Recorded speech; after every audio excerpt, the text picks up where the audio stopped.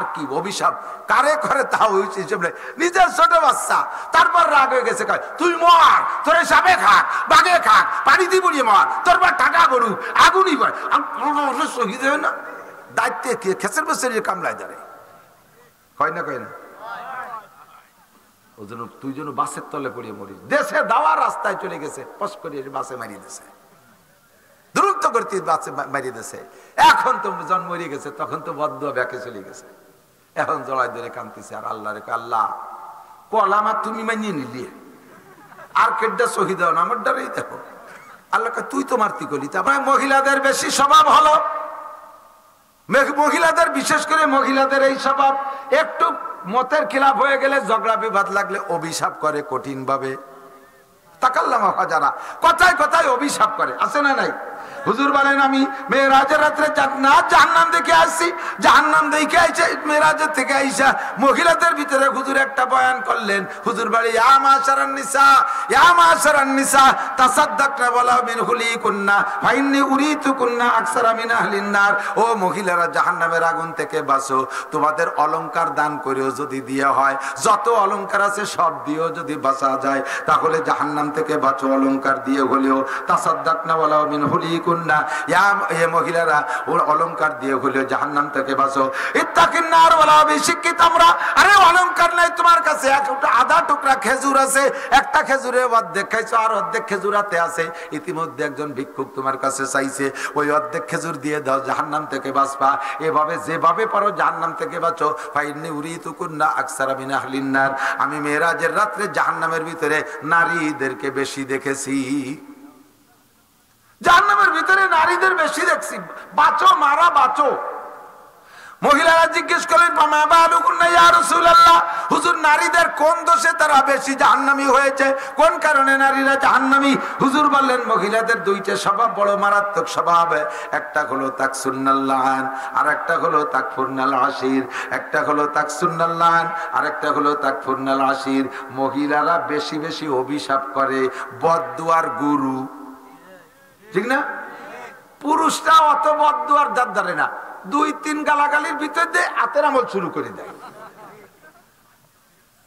দুটো তিনটে বকা নিতে সেন্টিমেন্ট কন্ট্রোলের বাইরে, এরপরে মুখের কোনো কাজ নাই, হাত শুরু করে দেয়। আর মহিলারা এক ঝগড়া 3-4 দিন পর্যন্ত টেনে নেয়, মারামারি খুব শেষে যাইয়ে করে লাগিয়ে গেলি। এর আগে পেটের তাজা বাচ্চা কাজাতি কাজাতি বের হয়ে যায়, অপ্রাপ্ত বাচ্চা ডেলিভারি করায় দেয় বকানি দিতে দিতে। আর কি অভিশাপ কারে করে তাও নিজের ছোট বাচ্চা, তারপর রাগ হয়ে গেছে, তুই মর, তোর সাপে খাক, বাঘে খাক, পানি দিয়ে বুড়িয়ে মর, তোর পর টাকা গরু আগুনই পড়ে শহীদ হয় না। দায়িত্বে কি খেসের বসে কামলায় দাঁড়ে কয় না কয় না। ওই জন্য তুই যেন বাসের তলে পড়িয়ে মরিস। দেশে দাওয়া রাস্তায় চলে গেছে, পস করে বাসে মারিয়ে দিছে, দ্রুত করতে বাসে মারিয়ে দিছে। এখন তো জন্ম মরিয়ে গেছে, তখন তো বদদুয়া ব্যাকে চলে গেছে।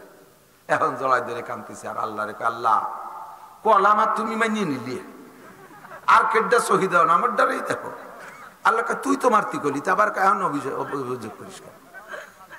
তুই মা হয়ে তোর সন্তানরে বাসের তলে ফেলাতি করছিস, এই জন্য আমি বাসা কই দিছি। একে চশমে জাদান গাফেলা যা শাহ নবাসী, একে চশমে জাদান গাফেলা যা শাহ নবাসী, শায়াদ কেনে গা কুনাদা গাহ নবাসী। যখন আল্লাহ দোয়া কবুল করে, বদদুয়া কবুল করে, কবুলিয়াতের টাইম আছে, ওই সময় যে যা বলে ওই জায়গা লাইগে যায়। আর সবচাইতে তাড়াতাড়ি লাগে আব্বা মার দোয়া, সবচাইতে তাড়াতাড়ি লাগে আব্বা মার দোয়া। তুমি যে সময় কই বলছো যে আল্লাহ রে বাসের তলে ফেলাই মারো, তুই বাসের তলে পড়ে মর, তুই পানিতে ডুবে মর, ওই সময় আল্লাহ দোয়া কবুল করার খাতা নিয়ে বসছে। আর তুমি সেই সময় বলে দেছো কবুল হয়ে গেছে কাম সারা। তাকফুরনাল আশির, তাকসুন্নাল লান। স্বামীর সাথে রাগারাগি করে স্বামীর কয় তুই যেন বাড়ি ফিরে আসিস না, তা ওটা বাড়ি ফিরে না আসলে তুমি কোন যে মুখ চড়িয়ে বেড়াবা না, হিসেব আছে, ঠিক না?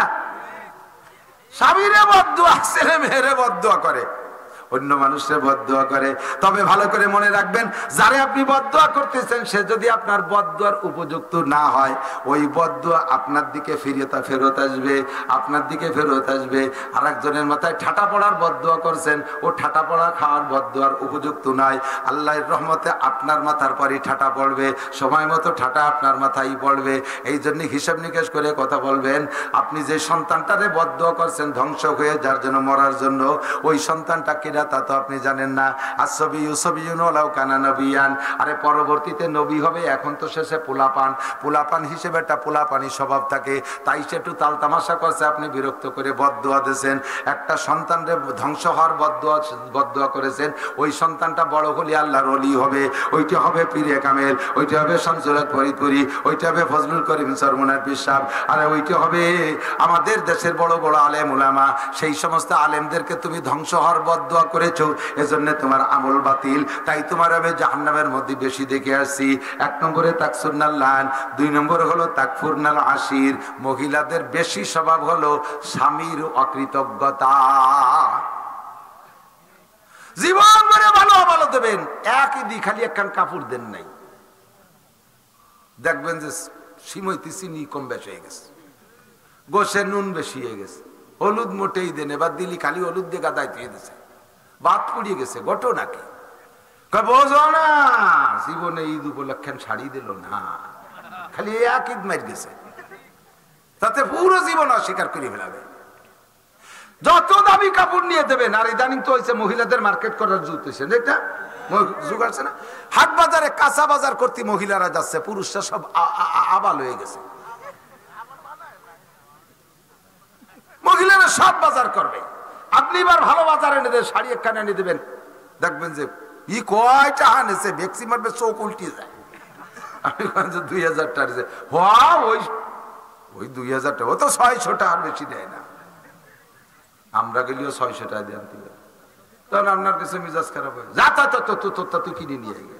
পরের হাটে ফিরে কাপড় কিনতে নিজে গেছে, বাস কিনে নিয়েছে।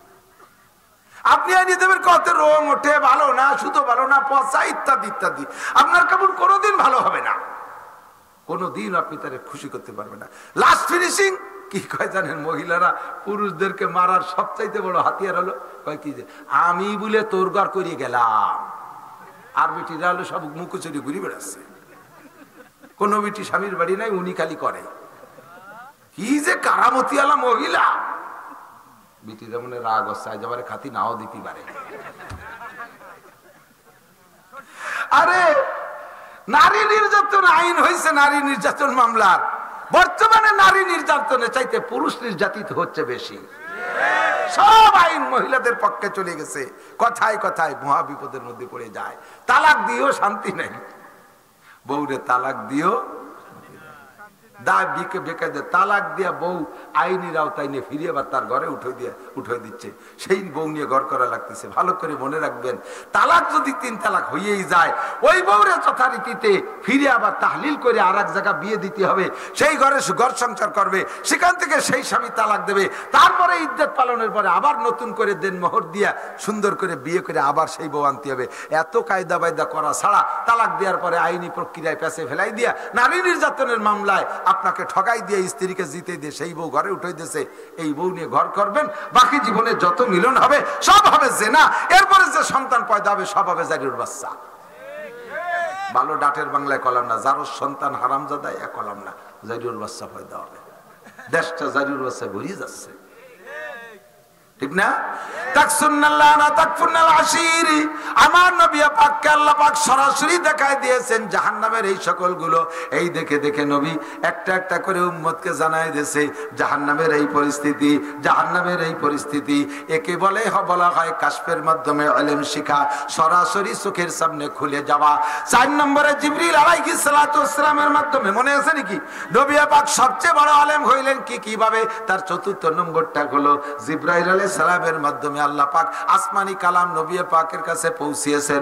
শুধু কুরআন শরীফ না, যত হাদিসের কথা আছে সমস্ত হাদিসের কথা আল্লাহ